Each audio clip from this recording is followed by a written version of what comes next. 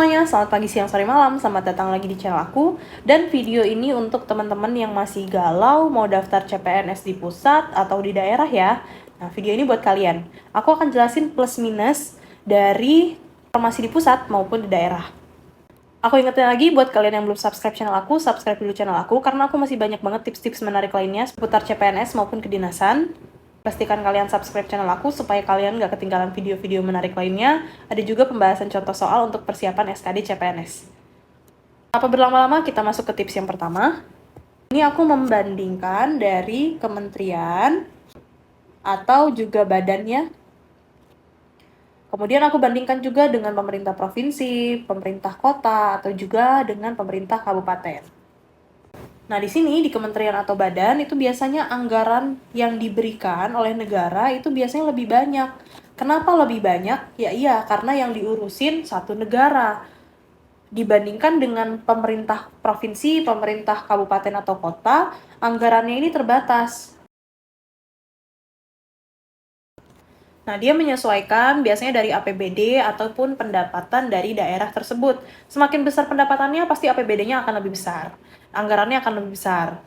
Nah, anggaran ini buat apa sih, teman-teman? Kayaknya anggaran itu sebenarnya penting nggak penting, tapi sebenarnya anggaran ini cukup bisa memudahkan kita dalam melakukan pekerjaan kita. Kalau misalnya anggarannya besar, kita akan lebih bisa memajukan daerah tersebut, kita akan lebih mudah dalam membuat kegiatan-kegiatan yang bisa kita lakukan atau yang kita ajukan ke negara.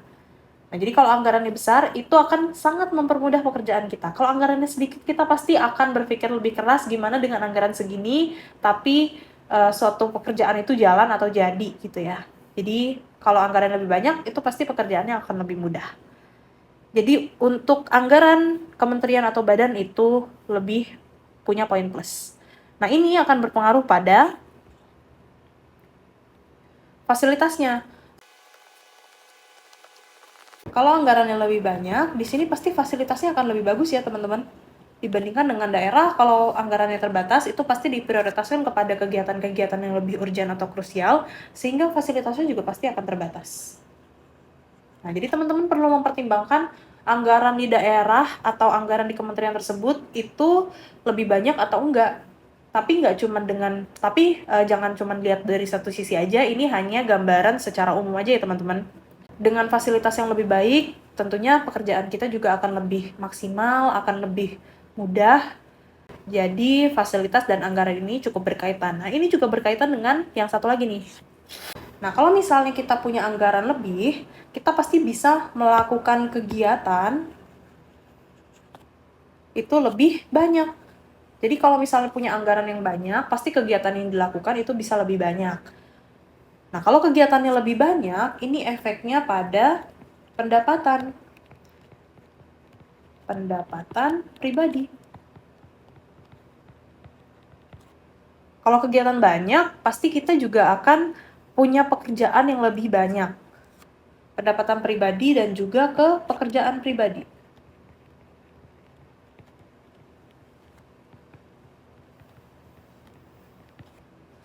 Kalau kita punya kegiatan lebih banyak, kerjaan kita juga pasti akan lebih banyak ya teman-teman. Nah, tapi ini juga akan menambah pendapatan kita. Sedangkan kalau kegiatan di pemerintah kabupaten atau kota, karena dananya cukup terbatas nih, jadi pasti akan diprioritaskan pada kegiatan-kegiatan yang urgent atau krusial tadi yang aku bilang. Nah, karena kegiatan lebih sedikit, pasti pekerjaannya juga tidak sepadat kalau kegiatannya banyak, dan pendapatannya juga tidak sebanyak di kementerian. Kenapa sih Kak, kalau kegiatan banyak, pendapatannya juga banyak? Nah, di sini berhubungan juga dengan kalau misalnya kita ada dinas jalan. Contohnya aja dinas jalan atau dinas luar. Kalau kita dinas luar atau studi banding dan lain sebagainya, itu pasti ada insentif-insentif tambahan ya teman-teman. Nah, dengan adanya kegiatan yang lebih banyak, insentif tambahannya juga pasti akan lebih banyak. Tapi balik lagi, kerjaan yang kita lakukan juga akan lebih banyak. Bisa jadi Sabtu Minggu juga masih bekerja loh teman-teman. Nah, itu fakta di lapangan bahwa di kementerian atau badan, saking banyaknya pekerjaan yang harus kita lakukan, kita sampai harus banyak lembur, bisa pulang malam, bisa juga nggak pulang, nginep, bisa juga Sabtu Minggu masih tetap bekerja. Tapi kalau misalnya di pemerintah provinsi, pemerintah kota, dan pemerintah kabupaten, karena anggarannya lebih sedikit, pasti kegiatan yang bisa dilakukan juga lebih sedikit dibandingkan dengan kementerian atau badan. Jadi pendapatannya atau insentif tambahannya juga akan lebih sedikit. Tapi di sini ada nilai plusnya nih teman-teman, pekerjaan pribadinya tidak terlalu banyak. Mungkin lemburnya tuh nggak sampai Sabtu Minggu, cuma sampai malam dan lain sebagainya. Tapi dua-duanya tetap bekerja. Tapi menurut aku, dengan kegiatan yang lebih banyak, ini pasti akan mengeluarkan tenaga dan waktu yang lebih banyak pula. Jadi ini bisa menjadi bahan pertimbangan teman-teman nih. Teman-teman siap nggak bekerja yang lebih lama, lebih capek, lebih ribet pastinya, tapi dengan pendapatan pribadi yang bertambah dibandingkan dengan pekerjaan yang lebih sederhana, pekerjaan yang lebih terfokus pada satu kegiatan tertentu, tapi di sini pendapatan pribadinya lebih sedikit. Nah, menurut aku ini cocok-cocokan ya dengan kepribadian perseorangannya masing-masing gitu. Jadi teman-teman lebih memilih yang mana? Ini dua-duanya ada plus dan ada minusnya masing-masing. Dan sekali lagi aku tekankan di sini, tidak semua kementerian atau badan itu seperti ini. Tidak semua juga pemerintah provinsi, pemerintah kota dan kabupaten itu juga seperti ini. Ada beberapa ternyata Pemprov A tuh sibuk banget. Jadi bisa lemburnya lebih banyak, kegiatannya juga banyak. Ya itu mungkin karena APBD-nya juga besar, pendapatan daerahnya juga besar. Jadi lebih banyak yang diurusin atau daerahnya juga cukup besar gitu. Jadi lebih banyak yang diurusin. Nah, itu juga balik lagi ke kementeriannya masing-masing atau pemerintah daerahnya masing-masing. Ini aku akan jelaskan secara general aja ya teman-teman, tapi teman-teman harus cari tahu sendiri gimana sih kondisi kementerian yang akan teman-teman lamar dan juga kondisi pemerintah daerah yang akan teman-teman lamar. Jadi bisa kalian googling.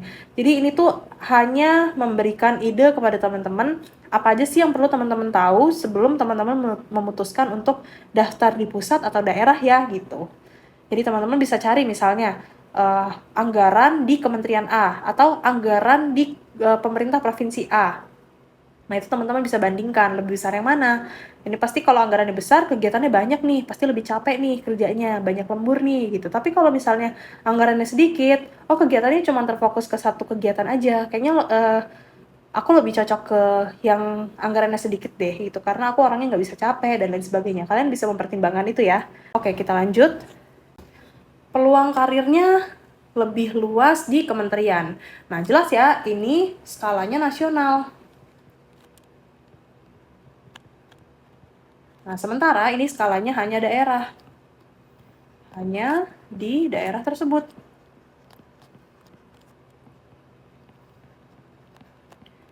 Kalau skala nasional, ini biasanya tiap-tiap kementerian maupun tiap-tiap badan itu punya cabangnya masing-masing atau kantor cabangnya masing-masing di tiap daerah. Jadi misalnya kayak KPK nih. Contoh aja, KPK itu punya cabang di Lampung, punya cabang di Papua, punya cabang di Kalsel, Kalimantan Selatan, dan lain-lain. Nah, tiap-tiap cabang ini tentu membutuhkan pemimpin, tentu membutuhkan pejabat-pejabat lainnya, tentu membutuhkan banyak staf. Nah, ini bisa menjadi peluang karir yang lebih luas karena skalanya skala nasional. Nah, sementara kalau di pemerintah provinsi, pemerintah kota, dan pemerintah kabupaten, itu skalanya hanya provinsi, kota, atau kabupaten tersebut. Nah, jadi pejabatnya juga pasti lebih sedikit karena skalanya lebih sedikit. Nah, jadi peluang karirnya itu kalau memang kalian pengen explore karir, pengen cobain hal-hal baru, pengen cobain daerah-daerah yang baru, kalian pengen coba explore karir yang lebih jauh lagi, kementerian atau badan itu cocok untuk mengembangkan karir. Sedangkan kalau di pemerintah provinsi, pemerintah kota, atau pemerintah kabupaten, itu cocok banget buat teman-teman yang lebih nyaman berada di zona nyamannya teman-teman. Nah, ini berhubungan juga dengan pertimbangan yang satu ini nih. Nah, tadi kan aku bilang ya, peluang karirnya itu kalau di kementerian lebih tinggi. Tapi resiko mutasinya juga lebih tinggi, teman-teman. Yang seperti aku jelaskan tadi, setiap kementerian ini punya cabang.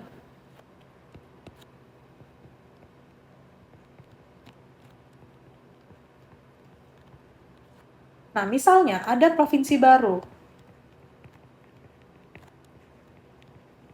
Nah, instansi teman-teman buka kantor cabang di provinsi baru ini.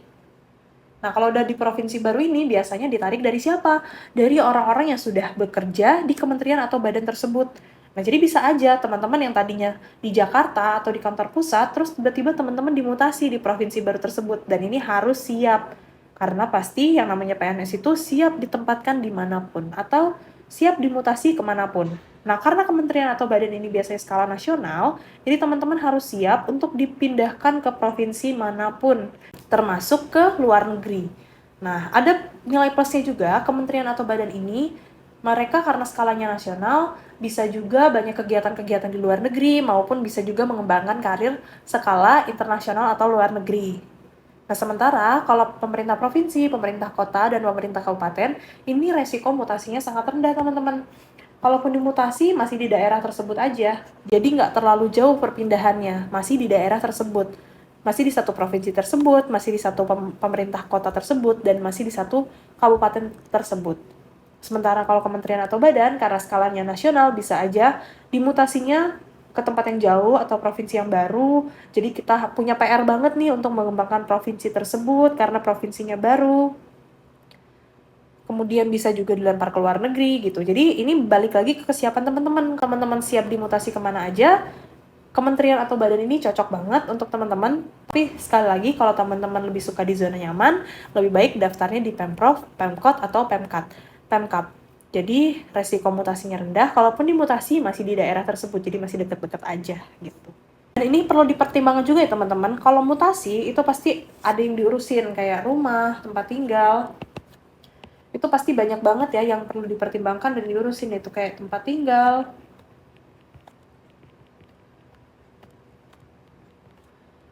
keluarga,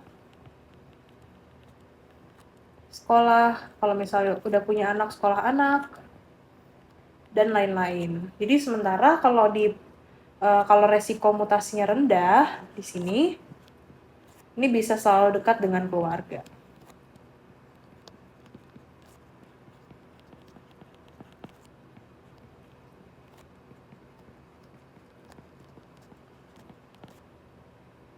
Nah, jadi buat teman-teman ini perlu dipertimbangkan juga nih. Kalau kita dimutasi, kita perlu mikirin lagi tempat tinggal, kita perlu mikirin bakal jauh dari keluarga, kita perlu mikirin sekolah anak kalau misalnya mau pindah. Jadi ini cukup repot nih teman-teman. Atau kalau misalnya kita di Pemprov, Pemkot, atau Pemkap, biasanya kita akan lebih dekat dengan keluarga karena resiko mutasinya akan rendah. Jadi tetap di situ aja, kalau udah punya rumah menetap di situ ya pasti akan di situ terus, kemungkinan besar akan di situ terus, dan juga nggak repot-repot kalau misalnya harus dipindahkan suatu hari nanti kemana, itu nggak perlu repot-repot untuk pindahin sekolah anak karena tetap lokasinya akan di situ-situ aja, jadi tetap deket gitu, masih bisa pulang pergi lah gitu. Nah, setelah yang udah aku jelaskan tadi, tentunya pasti persaingan di kementerian atau badan ini lebih ketat. Teman-teman bisa cari tahu nilai SKD di kementerian atau badan, dan juga nilai SKB di pemerintah provinsi, pemerintah kota, dan pemerintah kabupaten. Jadi kalau misalnya di kementerian biasanya nilainya lebih besar. Apalagi kalau udah soal KPK, Kementerian Keuangan, Direktorat Jenderal Pajak, itu udah pasti tuh nilai SKD-nya tinggi-tinggi banget. Jadi kalau teman-teman masih belum pede, silahkan daftar di formasi di Pemprov, Pemkot, dan Pemkap. Cuman sekali lagi, ini bukan general ya, karena ada juga loh pemerintah daerah, itu pemerintah daerah DKI Jakarta,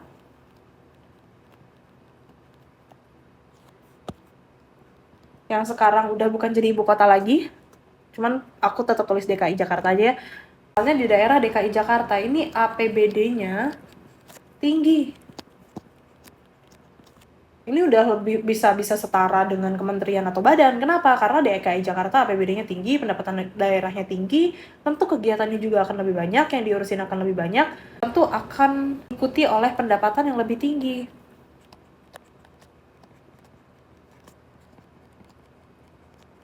Nah, ini contoh khusus nih, DKI Jakarta.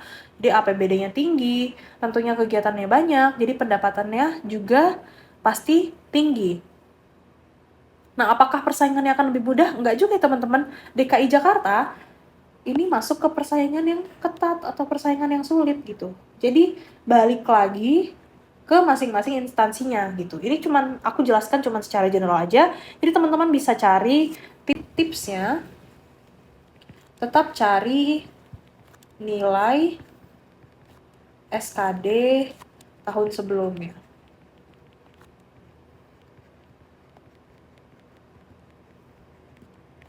Jadi teman-teman nggak bisa generalisir bahwa kalau di kementerian nilainya lebih besar nih, butuh nilai lebih besar. dibandingkan nilai di pemerintah provinsi. Nggak juga ya teman-teman, karena banyak kasus bahwa di kementerian itu ternyata nilainya lebih rendah dibandingkan dengan pemerintah provinsi. Jadi teman-teman tipsnya cari lagi nilai SKD di tahun-tahun sebelumnya.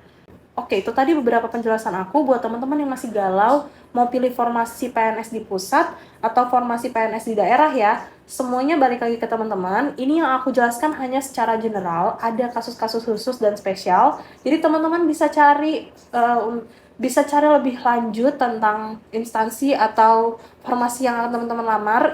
Ini sebagai acuan atau ide untuk teman-teman mencari tahu tentang kementerian atau instansi-instansi pemerintah yang akan teman-teman lamar. Jadi jangan jadikan video ini sebagai patokan mutlak, tapi jadikan video ini sebagai inspirasi teman-teman untuk mencari tahu lebih lanjut tentang instansi yang akan dilamar. Itu tadi sedikit penjelasan dan tips dari aku. Semoga video ini bisa membantu buat teman-teman yang masih galau pilih formasi di pusat atau di daerah ya. Buat teman-teman yang belum subscribe channel aku, subscribe dulu channel aku, karena di sini aku akan bagiin banyak banget tips lainnya seputar CPNS dan juga kedinasan. Pastikan teman-teman gak ketinggalan video-video menarik lainnya dengan menyalakan lonceng notifikasi. Aku juga akan bahas banyak banget contoh-contoh soal untuk persiapan SKD CPNS maupun kedinasan dan juga SKB. Jadi pastikan teman-teman subscribe dulu channel aku nih, supaya gak ketinggalan video-video menarik lainnya. Terima kasih telah menonton, sampai jumpa!